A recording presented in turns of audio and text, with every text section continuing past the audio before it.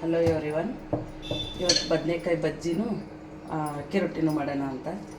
ಇದಕ್ಕೊಂದು 6 ಬದನೆಕಾಯಿ, ಒಂದು 8ರಿಂದ 10 ಹಸಿಮೆಣ್ಸಿಕಾಯಿ, ಒಂದು 4 ಟೊಮೆಟೊ ಹೆಚ್ಚಿ ಬೇಯಿಸಿಟ್ಕೊಂಡಿದ್ದೀನಿ. ಅದು ಬೇಯಿಸಿದ್ದು ಆರಿದ ಮೇಲೆ ಹಿಂಗೆ ಚೆನ್ನಾಗಿ ಸ್ಮ್ಯಾಶ್ ಮಾಡ್ಕೋಬೇಕು.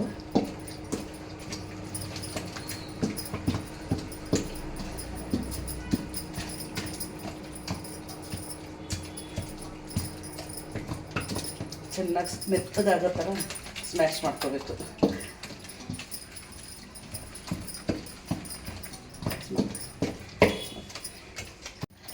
ನೋಡಿ, ಈ ಥರ ಮೆತ್ತಗಾಗಿದೆ. ಇವಾಗ ಒಗ್ಗರಣೆ ಕೊಡೋಣ.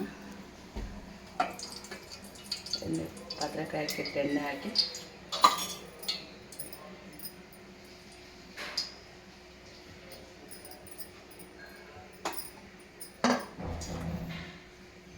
ಎಣ್ಣೆ ಕಾದ್ಮೇಲೆ ಸಾಸಿವೆ,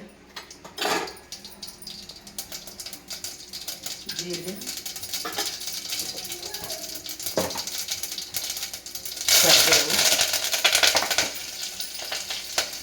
ಒಂದು ಗೆಡ್ಡೆ ಬೆಳ್ಳುಳ್ಳಿ ಜಜ್ಜಿಟ್ಕೊಂಡಿದ್ದೆ,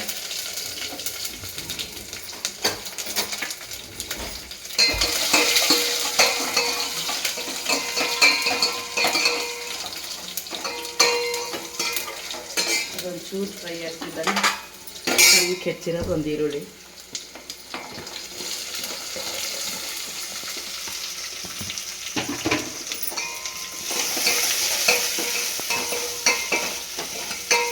ಈರುಳ್ಳಿ ಸ್ವಲ್ಪ ಕೆಂಪಗಾಗಲಿ. ಇವಾಗ ಈರುಳ್ಳಿ ಕೆಂಪಗಾಗಿದೆ. ಸ್ವಲ್ಪ ಅರಿಶಿನ ಪುಡಿ,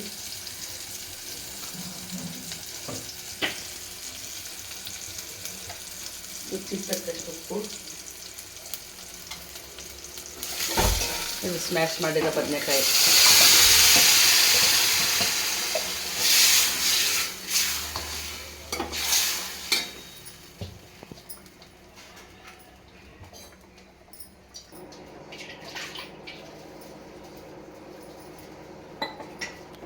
ಇಷ್ಟು ಹಾಕಿ ಸ್ವಲ್ಪ ನೀರು, ನಿಮ್ಗೆ ಎಷ್ಟು ಕನ್ಸಿಸ್ಟೆನ್ಸಿ ಬೇಕೋ ಅಷ್ಟು ಹಾಕಿ.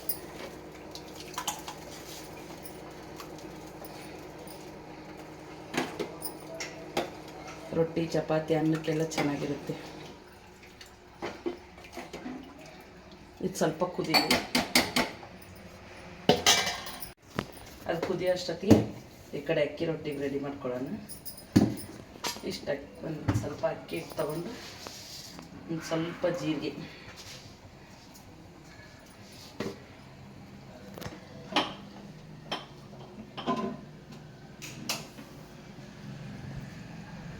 ರುಚಿಗೆ ತಕ್ಕಷ್ಟು ಉಪ್ಪು,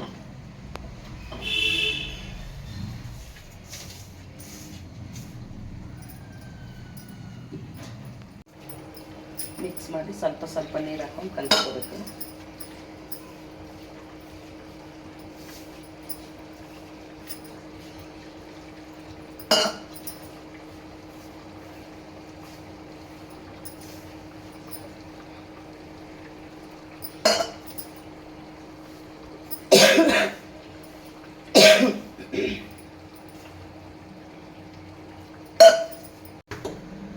ಈ ಥರ ಕಲಿಸಿಡ್ಬೇಕು.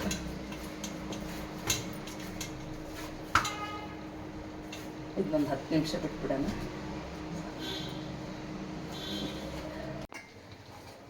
ಇವಾಗ ಇದಾಗಿದೆ, ಕುದೀತಾ ಇದೆ. ಲಾಸ್ಟಲ್ಲಿ ಸ್ವಲ್ಪ ಸಣ್ಣಕ್ಕೆ ಹೆಚ್ಚಿರೋ ಕೊತ್ತಂಬರಿ ಸೊಪ್ಪು ಹಾಕಿ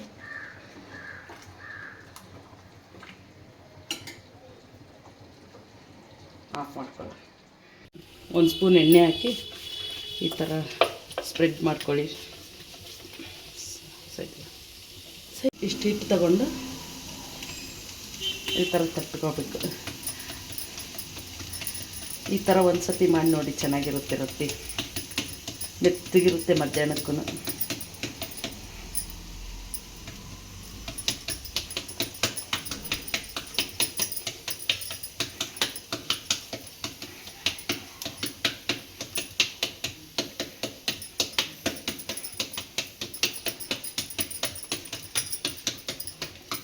ನಿಮಗೆ ದಪ್ಪ ಬೇಕು ಅಂದರೆ ದಪ್ಪ, ತೆಳ್ಳಗೆ ಬೇಕಂದ್ರೆ ತೆಳ್ಳಗೆ ಮಾಡಿದರೆ ಚೆನ್ನಾಗಿರುತ್ತೆ.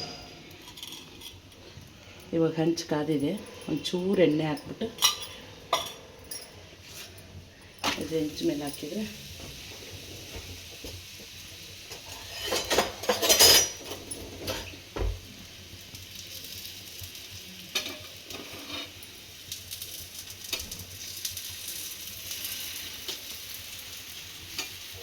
ಒಂದು ಸ್ವಲ್ಪ ಬಿಟ್ಟರೆ ಅದೇ ಬಿಡುತ್ತೆ.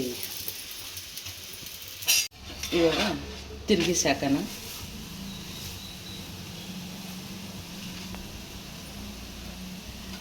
ಬದನೆಕಾಯಿ ಬಜ್ಜಿಗೂ ಇದಕ್ಕೂ ತುಂಬ ಕಾಂಬಿನೇಷನ್ ತುಂಬ ಚೆನ್ನಾಗಿರುತ್ತೆ. ಒಂದು ಸತಿ ಟ್ರೈ ಮಾಡಿ ನೋಡಿ. ತೆಕ್ಕೊಳ್ಳೋಣ ತಟ್ಟೆ. ಅಕ್ಕಿ ರೊಟ್ಟಿ ಬದನೆಕಾಯಿ ಬಜ್ಜಿ ಕಾಂಬಿನೇಷನ್ ಚೆನ್ನಾಗಿರುತ್ತೆ. ನನ್ನ ವಿಡಿಯೋ ಇಷ್ಟ ಆಗಿದ್ದರೆ ಸಬ್ಸ್ಕ್ರೈಬ್ ಮಾಡಿ, ಫಾಲೋ ಮಾಡಿ.